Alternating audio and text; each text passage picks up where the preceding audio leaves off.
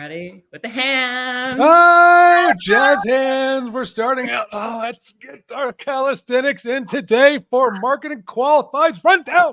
Yes. Oh, good morning. Right. I know you know what? All this energy, we didn't have the Marketing Qualified Rundown last week. So all that energy has been pent up for a week. Yes. Woo. Wow. Okay. And man, what a newsletter we have today. Man, some really great content out there.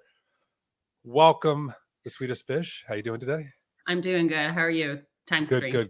Good. So, all right, let's jump right into it. We've got 2 topics today. 2 really solid topics. Yeah. One is about gaming, which I think, some of our audience definitely gamers. Mm-hmm. And the other topic is about branding and something that, we obviously have talked about before, but we're going to get right into it. So what's new? What's new with gaming? Well, are you a gamer? No, I'm the kind of person, I don't even watch TV really. I guess I feel like it's a waste of time, and that's same bucket when it comes to games. But LinkedIn, they're a little late to the game, but they're now also offering games.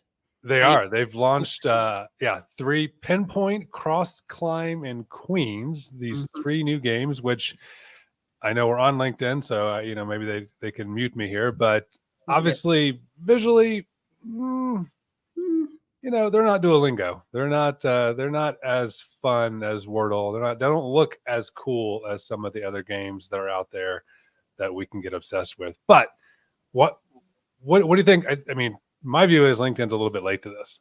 They're definitely late, but I don't think it's too late. They're late, but I see the whole idea on how you reel people in, you get them to play, and you get them to spend more on your platform, and all of a sudden you have more opportunity to show ads and yeah.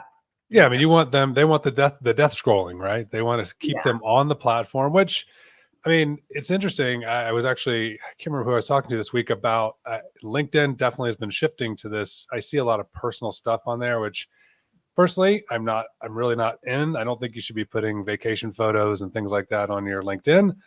But hey, I think it's a very gray area. So now that we're getting into gaming, I mean, if you think about just a stat that was in the newsletter this morning, 8 billion times the New York Times game was played last year. That's insane. That is an insane amount. That's great. But it's such a good marketing tactic. I mean, I think Wordle is a good example of how they're getting free marketing because people play it and then they share it. I mean, I know a lot of people are like, I played it. How many guesses? What did you do? What's your score? And it's competition, right? Yeah. It's competition in a community trying to lock them in. So look, I think the puzzle-based gaming, I mean, we've actually done this before for campaigns in B2B where, fill out the puzzle and win a prize. I think that tactic is still fresh. It's still new. And look, I mean, will it work? I don't know. Well, I think it's too early to tell, but I think to your point, like the ability to share, the ability to compete is something that I think LinkedIn is definitely banking on. I do think I find it interesting that the way I found out about LinkedIn's new offer with the games is not on LinkedIn. So I don't know. And I'm on LinkedIn a lot. So the fact that I haven't really seen it on there is kind of surprising to me. I only know about it because several newsletters that I follow, they've mentioned Talk about it. So like how did they push that out? What was the strategy there? How are you not? Every single person on LinkedIn should know about it from LinkedIn. Yeah. But hey, now they do because we told them. And of course, everybody hears us. Yeah. All right, let's jump to the next topic, which is also a very solid key learning, I think, this week. The concept of 3 brands. Mm-hmm. Can you imagine if there's 3 of me? Oof. I mean, I would love to have just one more person on me. I don't need 3. I'll be happy with 1. But no, this is really good.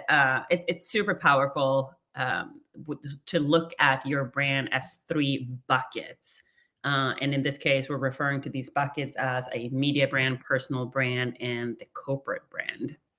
Yeah, and I think it's important, we talked about it back in February, the 95-5 rule, which was really the idea that 95% of the time your prospects don't give a shit about what you're doing, or they're not paying any attention to you. But 5% of the time, when they're in that buying cycle and they're ready to do something, that's when you need to make sure they know who your brand is. And so that parlays into the media brand, the personal brand, and corporate brand. So we're going to jump through these really quick and give you some examples, but it makes a lot of sense. And then we really encourage you guys to think about branding in this way, because I think it may shift how you even think about go-to-market tactics. So let's start with the media brand. What's the media brand?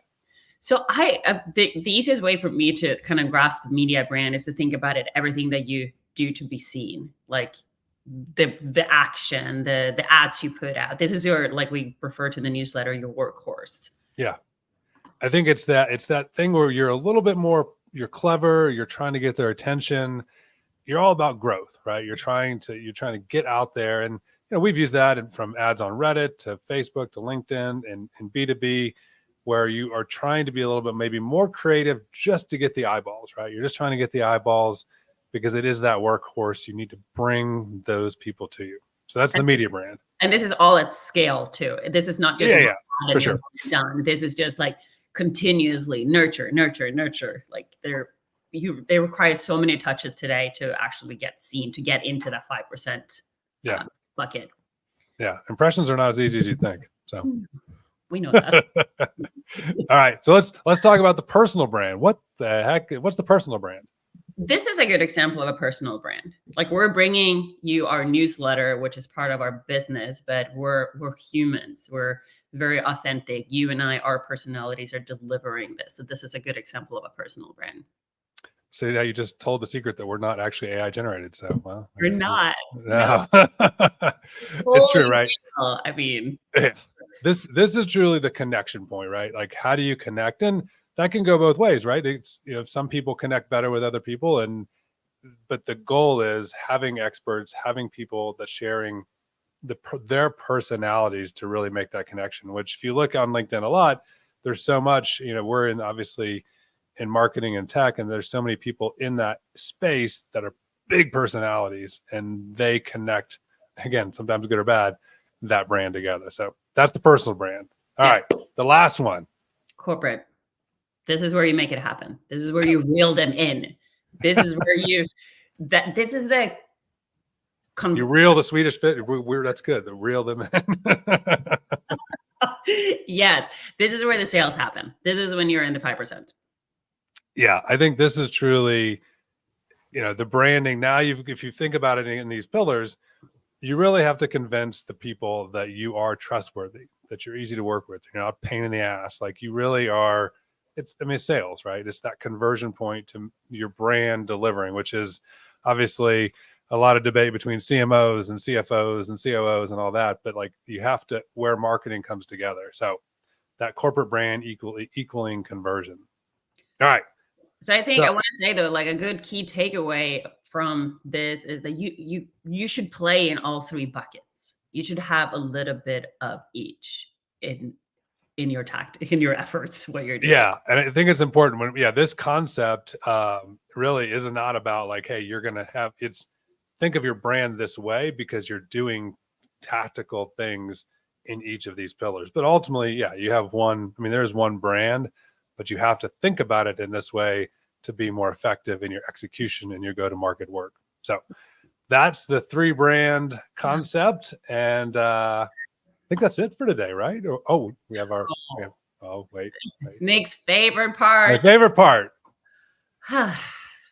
Oh, that expression, webinars and sales. It's the bane of my existence, I think, is when you have a webinar that is really not for informing, it turns into literally a sales pitch, which, again, webinars are great. They're great tools to be able to educate. And for the follow-up, sure, you got to expect you're going to be, you're pitched. But if the webinar you go to is nothing but like talking to a sales pitch, that's just annoying. Yeah, that's annoying. And you get that face, then you get that face. So you're not going to get a sale out of it. So rethink that strategy. Rethink. All right. Wow. That's it. Done. This is a little bit longer than usual, though, but when you're having fun, the time fly by. But that is it for this week. So guys, thank you so much for tuning in. Nick times 3, thank you. I'm the Swedish Fish. Don't forget to subscribe to the actual newsletter at marketingqualified.co, and we'll see you again next week. All right. See you guys. Have a great weekend.